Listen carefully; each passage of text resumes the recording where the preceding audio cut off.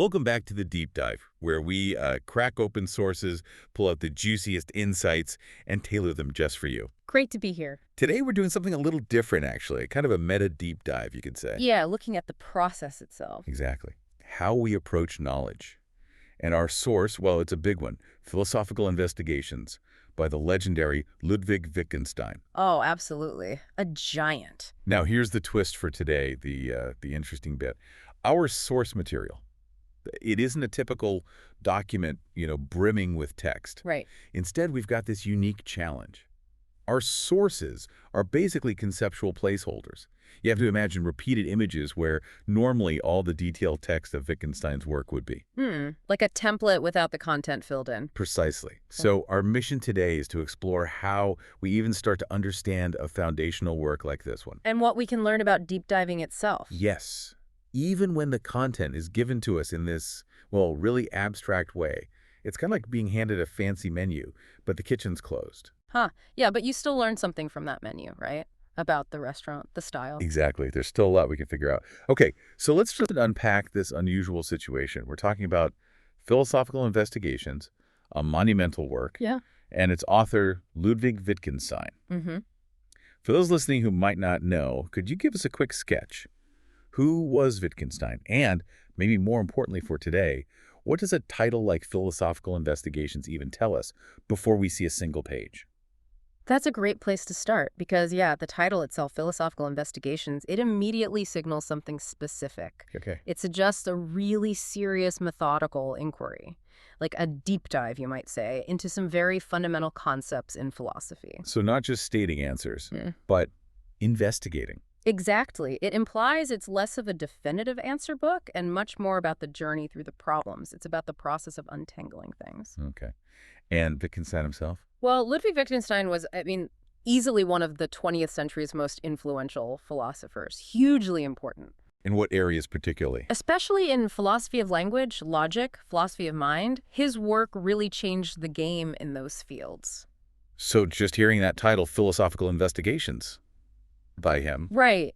You're immediately primed for something profound, an exploration of how we use language, how we think, maybe how those things connect to our understanding of reality itself. Untangling conceptual knots, you said. Yeah, that's a good way to put it. Not simply stating facts, but working through the confusion. Wow, what a rich text it would be if we had the full content right here. Oh, absolutely. Because as we said, our source for this deep dive just has these repeated image placeholders. And normally, that space, that's where we'd find the intricate arguments, right? The specific examples, the detailed discussions. That's the bedrock. That's absolutely the core of our usual analysis, That's where we typically extract those nuggets of knowledge, as you often say. So how does this challenge our process, having just the placeholder? Well, it's fascinating, actually, because a true deep dive, the kind we normally do, it really relies on pulling out concrete data. Specific arguments, surprising facts, quotes, all directly from the written word. We look for nuances, maybe contradictions, the subtle shifts in how an author thinks. And we can't do that here. Not in the same way. When the source is presented conceptually like this, without those explicit textual details, well, it forces us to think about how we gain insights from complex works in the first place. It really highlights how much we depend on that text. It does. It shows that our normal nugget extraction is, deeply dependent on having that richness there. It's like we're looking at the blueprint of a deep dive, maybe, instead of the finished analysis. Okay, this is where it gets really interesting then. Let's play pretend for a second. Okay. Imagine those image placeholders were filled with Wittgenstein's actual writing. Dense, maybe difficult philosophical prose. How would we, here at the Deep Dive, ideally approach that? How would we distill it for you, the listener? What are the principles? How do we dig into something that dense? Well, the general principles for extracting value, they stay pretty consistent, even with really complex sources. Like what? First, we'd try to identify the core arguments. What's the main thing Wittgenstein is trying to get across? Okay, find the thesis.